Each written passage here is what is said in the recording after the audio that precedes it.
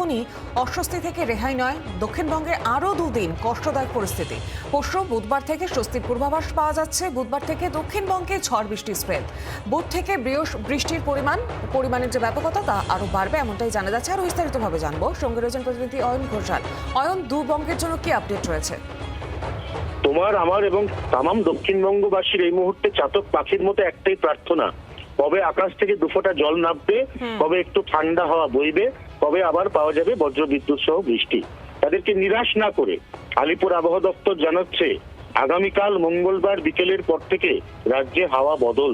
রাজ্যে দক্ষিণবঙ্গে বুধবার থেকে আরেকটা বৃষ্টির স্পেল, যে বৃষ্টির স্পেল বৃহস্পতি এবং শুক্রবার অনেকাংশে বাড়বে এবং তার জেরে এই মুহূর্তে দক্ষিণবঙ্গের যে জেলায় যা তাপমাত্রা, তার থেকে শনিবারের মধ্যে সেই তাপমাত্রা 2 থেকে 3 ডিগ্রি পর্যন্ত কমতে পারে। অতএব এই উইকএন্ড অপেক্ষাকৃত অনেক স্বস্তিদায়ক এবং মনোরম হতে চলেছে বলে পূর্বাভাস দিচ্ছে আলিপুর আবহাওয়া দপ্তর। ধন্যবাদ অয়ন। বাংলার আওয়াজ, বাঙালির আবেগ, জি 24 ঘন্টা।